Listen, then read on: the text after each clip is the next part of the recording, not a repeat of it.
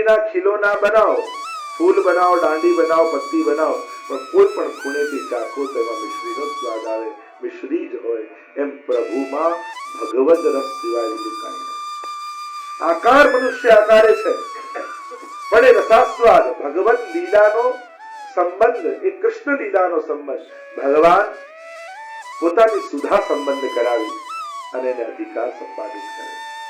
વેણુના માધ્યમથી વેણુ ગીત અને યુગલ ગીતમાં એ જ વાત આવી કે વેણુનો નાદ, સાઉન્ડ તો પાત્ર છે, એમાં પ્રભુ પોતાની સુધા પધરાવી અને સર્વનો સુધા સંબંધ કરાવે.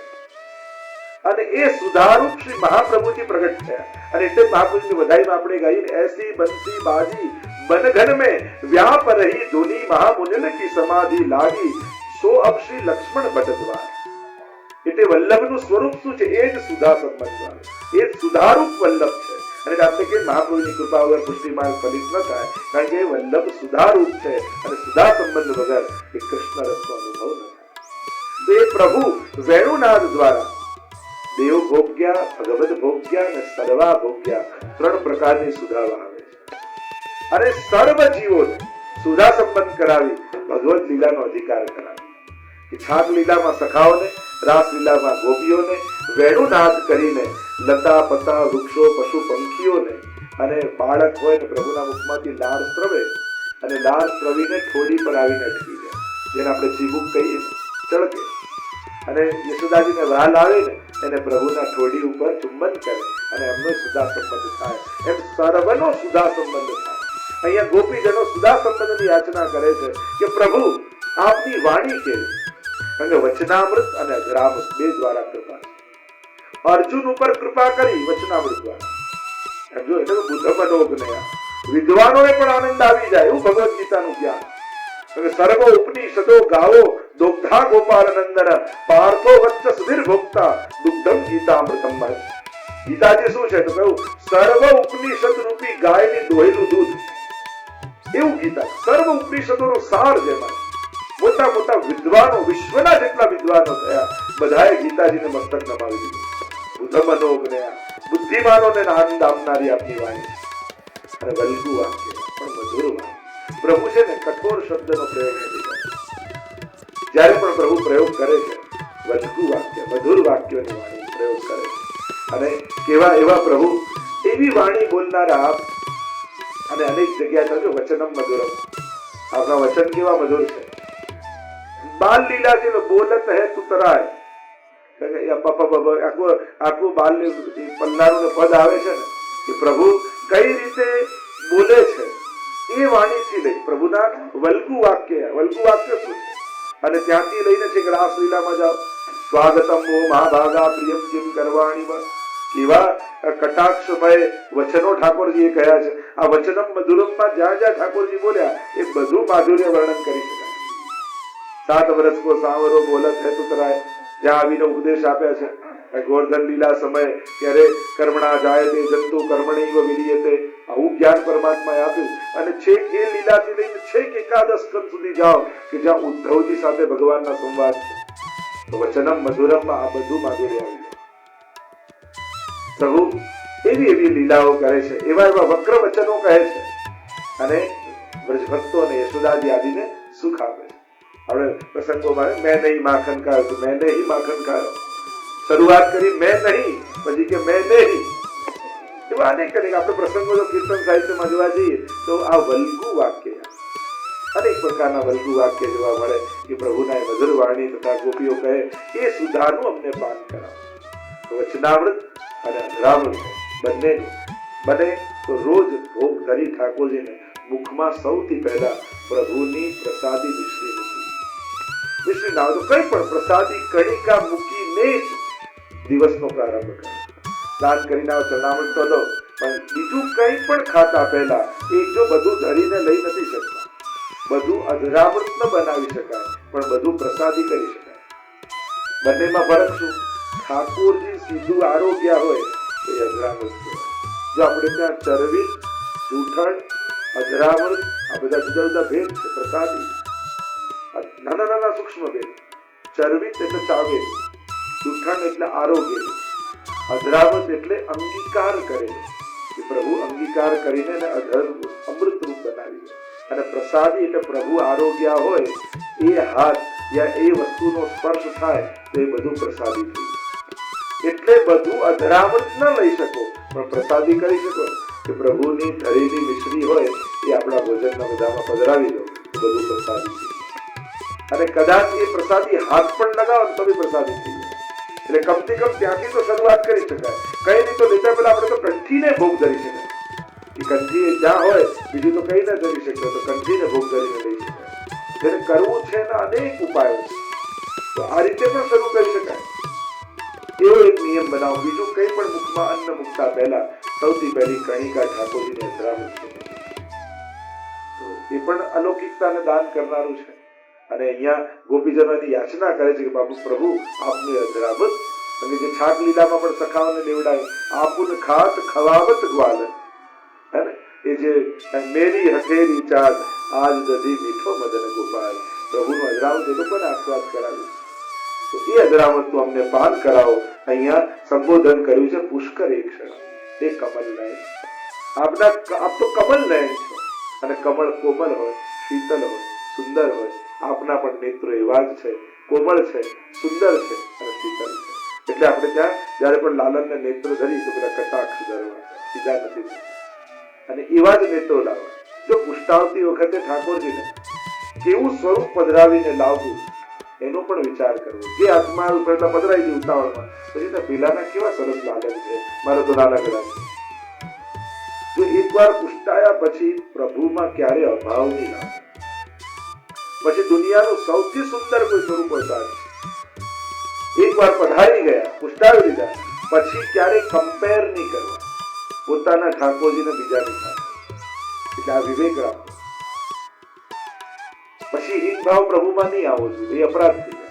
એટલે જયારે પણ પુષ્ટાવાના હોય, ભલે ચિત્ર સ્વરૂપ પુષ્ટાવાના હોય તો મંગળા સ્વરૂપ પધરાવીને લાવો, જેથી ભવિષ્યમાં શૃંગાર એમને ધરાવી શકો, કરી શકો.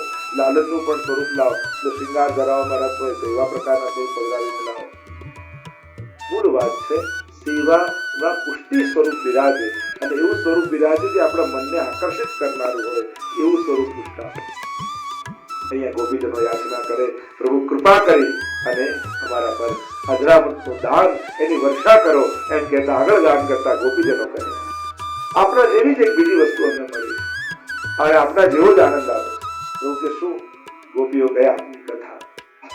જે 6 ગુણ આપનામાં છે ને એ જ 6 ગુણ આપની કથામાં પણ છે. ઐશ્વર્ય, વીર્ય, યશસ્વી, જ્ઞાન અને વૈરાગ્ય, જે 6 ભગ કહેવાય છે, એ 6 ગુણ ભગવાનની કથામાં પણ બિરાજે છે. અને મહાપ્રભુજી અહીંયા 6 ગુણ બતાવ્યા. ઐશ્વર્ય શું, વીર્ય શું, વૈરાગ્ય શું, એ 6 વસ્તુ બતાવી. આપની કથા કેવી છે? તવ કથામૃતમ તપ્ત જીવન, સંસારથી તપેલા જીવોને શાંતિ આપનારી. ભગવત કથાની બહુ મહત્તા છે. આપણે ત્યાં સત્સંગની ખૂબ મહત્તા કહેવાય છે. ભગવત ગુણગાન, ભગવત કથા. અને એટલા માટે નિત્ય આપણી વાત તો કહ્યું છે કે ભાગવતજીનો પાઠ, સોળંગનો પાઠ, રોજ રાતના 84-252 વૈષ્ણવની વાર્તા. ગમે તેવા પુસ્તકો, લૌકિક લોકોના ભાષાંતરો વાંચવા કરતા એક આગ્રહ, એક એવો નિયમ બનાવો, રોજ રાતના સૂતા પહેલા એક ભગવતી વૈષ્ણવની વાર્તા વાંચીશું. કોઈનો ભાવ વાંચીએ તો આપણી અંદર ભાવ જાણીએ. એમ તો ભાગવતજીનું વાંચન આદિ થવું જોઈએ, આપણે કઈ નિયમ હતો નહીં તો સાંભળો, પણ કઈ કથા, કારણ કે સેવાયામવા કથાયામવા યસ્યાસક્તિ સદા હોય, બંને એકબીજાના પૂરક છે. મહાપ્રભુજી કહે સેવા યા કથા બંનેમાંથી કશાકમાં આસક્તિ રાખ. બંને જેમ કથા સાંભળશો ને તો સેવામાં રસ જાગશો, સેવા કરશો તો કથામાં રસ જાગશો. અરે મારા ઠાકોરજી કેવી કેવી લીલાઓ કરે છે, એ ભાવ આવશે. અને જયારે કથા સાંભળો ત્યારે એક ભાવ રાખો, મારા લાલનની કથા થઈ, મારા ઠાકોરની કથા થઈ. સંસારના તપેલા જીવોને શાંતિ આપે છે. આજે પરીક્ષિત મહારાજને શ્રાપ લાગ્યો, થયું કે 7 દિવસમાં મારી પાસે છે, ઉદ્ધાર કેમ થશે? સુખદેવજી મળ્યા અને ભાગવત દ્વારા ઉદ્ધાર. એવું કથાનું આ મહાત્મ્ય છે. માણસ મરી જાય પછી પણ મુક્તિ કરવાનું સામર્થ્ય ભાગવત કથામાં. બુદ્ધકારી પ્રેતીઓની તો મરી ગયો, છતાં ભાગવતજી દ્વારા ઉદ્ધાર થયો. એટલે આ કથાનો એવો પ્રભાવ છે અરે ભાગવત કથામાં તો ત્યાં સુધી ગયું, આખી કથાની અડધો શ્લોક, આખી કથા અડધી કથા, એક શ્લોક, અડધો શ્લોક પણ સાંભળે તો રાજસુ અને અશ્વમેધ યજ્ઞના ફળ મળે છે. એમ ભાગવત કથા માટે કરો. નિવૃત્ત તર્ષયિત ભગીય માનાત ભવૌ સદા ચોત્ર મનો વિરામાત ગૌતમ શ્લોક ગુણાનુવાદાત પુમાન વિરજ્યેત વિના પશુ વિના. એટલે કહ્યું કે જેની તૃષ્ણાઓ સમાપ્ત થઈ ગઈ છે એના માટે તો ભગવાનની કથા એ ઔષધિ છે. પેલી ઔષધિ કડવી હોય, આ તો ગળી છે. પેલી તો અમુક માત્રામાં પીવાની હોય, આને તો વારંવાર પીતા રહેવાનું હોય. પેલું તો રોગ મટે પછી છોડી દેવાનું હોય, આ તો ભવરોગ મટ્યા પછી પણ પીતા રહેવાનું. એવી ભગવાનની આ કથા આપણે વાર્તા સાહિત્યમાં જુઓ ને, ભગવત કથામાં કેવી આસક્તિ છે. અલી ખાન પઠાણ જ્યાં સુધી આવે નહીં એમની દીકરીને ત્યાં સુધી ગુસાઈની કથા નથી.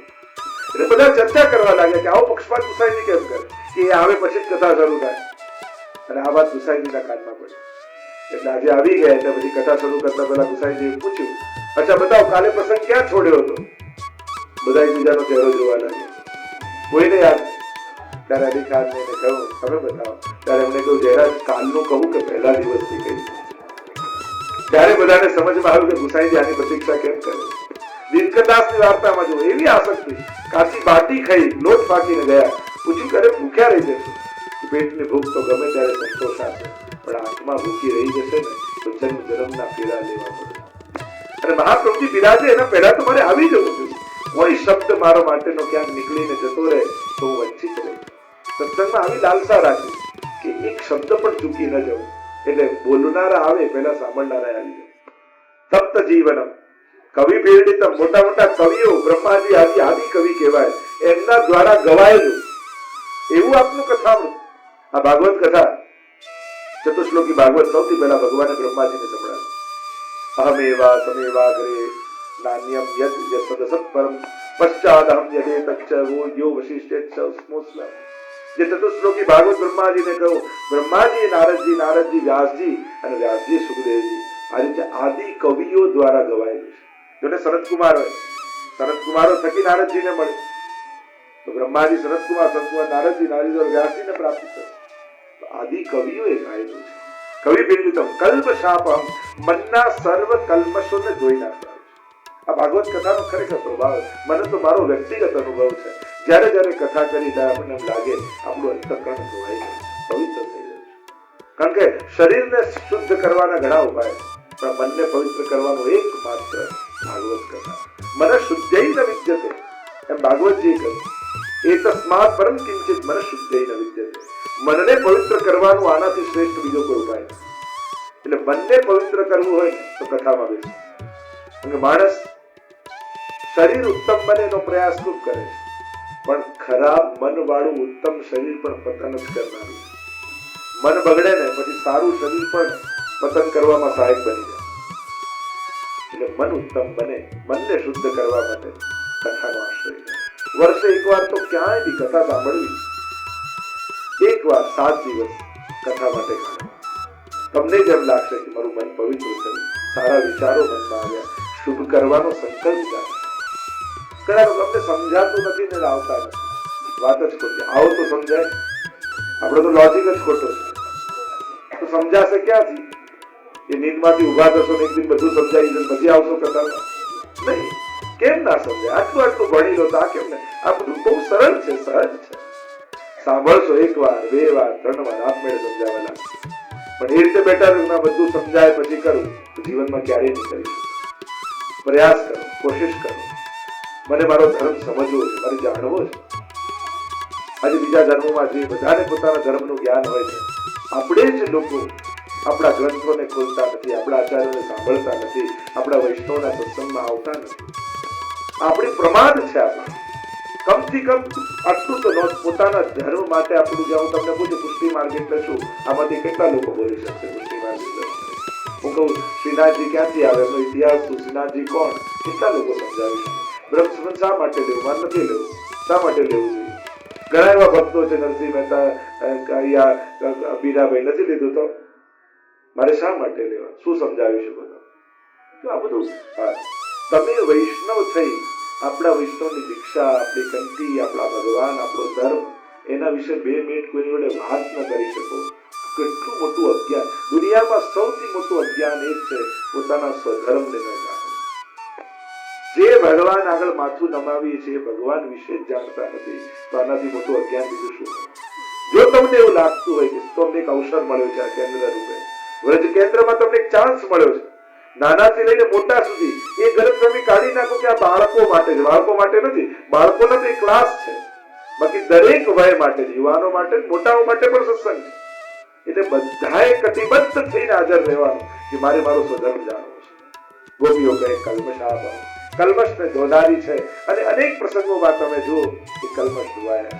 અરે ધુંધકારી જેવો પ્રેત પણ વિશુદ્ધ બન્યો છે. શ્રવણ મંગલમ, શ્રવણ કરેનું મંગલ કરનારા. સાંભળતા સાંભળતા કોઈ એક વિચાર સ્પર્શી જશે અને જીવન બદલાઈ જશે. કોઈ વસ્તુ આપવા કરતા શ્રેષ્ઠ વસ્તુ દુનિયામાં અત્યારનું કલયુગનું સૌથી મોટું દાન એ શુભ વિચારોનું દાન. સારો વિચાર કોઈના મનમાં વાવી દો તો આખી જિંદગી એ સત્કર્મ કર્યા કરશે. પણ હાથ પકડીને કરાવશું એક વાર કરશે, બીજી વાર નહીં કરે. અમારું કાર્ય તો શું છે? દુનિયાભરમાં સારા વિચારોને ભાવમાં, શુભ વિચારોને પ્રગટાવવા. અને એક વાર મનમાં વાવી દો પછી બધું જ થયા. અને એટલે જ આ બધું જ જરૂરી છે. ઘણા લોકો મંદિરનું નામ આવે ને ભગવાન નામ આવે બધા સોશિયલ વર્ક યાદ આવે. પણ આવું ઓપોઝિટ કેમ માનો છો? અથવા બંને ઉલટાનું સમાજ સેવા કરનારે તો પ્રભુ સેવા કરવી જ જોઈએ, તો જ એને સારું કરવાનો અહંકાર નહીં આવે. નહીં તો સારું કર્યા પછી ટેન્શન નથી, આટલી મદદ કરી તો પેલા આમ કરી. અમે તો સારું કરીને ઉદ્વેગ લઈને આવીએ છીએ, કારણ કરવાની સમજ ખોટી હોય છે. પ્રભુ ભક્તિ નથી કરતા એટલા. પ્રભુ ભક્તિથી શરૂઆત કરે કે આપણે તો બધામાં ભગવાન માની. તો બધામાં માનો તો ભગવાનમાં ભગવાન કેમ નથી જોતા? એ બધામાં ભગવાન જોવા તૈયાર છે, પણ જ્યાં ભગવાન છે ત્યાં નથી જોવાય. આવું કેવું લોજિક? આપણે તો બધામાં ભગવાન જોઈએ, પણ તો ભગવાનમાં ભગવાન જો ને. બધે હવા છે, પછી હવા પુરાવા પેટ્રોલ પંપ કેમ જાઓ છો? કારણ કે જ્યાંથી આવતું હોય ત્યાંથી જ મેળવવું પડે. પાણી બધે જ છે, પણ પીવા નળ પાસે જ જવું પડે. ભૂમિમાં બધે જ જળ છે. જ્યાં ભગવાન અનુભૂત થાય છે ત્યાંથી જ ભગવાન મેળવવા પડશે. અને એટલા માટે ધર્મ અને સોશિયલ વિરોધી નહીં કરવું, એકબીજાનો સહાયક છે. ભક્તિ કરશો ઠાકોરજી વધારે બળ આપશે કે વધારે સમાજ સેવા કરી શકે. કરોડોના સ્પોર્ટ્સના મેદાનો બંધાય ત્યારે કોઈને યાદ નથી આવતું, ક્લબો બંધાય તો કોઈને યાદ નથી આવતું, પણ એક મંદિર બંધાય તો બધાને હોસ્પિટલ યાદ આવી જાય કે ના હોસ્પિટલ બંધાવા જોઈએ. તો એ થવું જોઈએ, ના એ થવું જોઈએ. બીમાર માટે કરીએ પણ સાજો માણસ સાજો રહે એના માટે કઈ કરવું પડશે કે નહીં? એના માટે ધાર્મિક સ્થાનો, આધ્યાત્મિક કેન્દ્રો જોઈશે કે નહીં? કે સાજો માણસ સાજો રહે, સ્વસ્થ રહે, સારા વિચાર. આજે દુનિયામાં કઈ એવી જગ્યા કે જ્યાં જઈને તમને સારો વિચાર આવે? બતાવો. હોસ્પિટલમાં જશો તો વિચાર તો ખરાબ હશે, બધું બીમારી જ છે. કોર્ટમાં જશો તો બધું ખરાબ, પોલીસ સ્ટેશન બધું ખરાબ જ વિચાર. એક મંદિર જ તો એવા છે કે જ્યાં જઈને 10 મિનિટ સારો વિચાર આવે. તો આવી પરબો જોઈશે કે નહીં કે જ્યાંથી સારા વિચારોનું દાન સમાજને થાય? નહીં તો સદવિચારોનું પ્રસારણ ક્યાંથી કરીશું, પ્રચાર ક્યાંથી કરીશું? એટલે ધર્મ સ્થાનોની જરૂર છે જ્યાંથી શુભતા પ્રગટે સમાજમાં, સદભાવનાઓ પ્રગટે.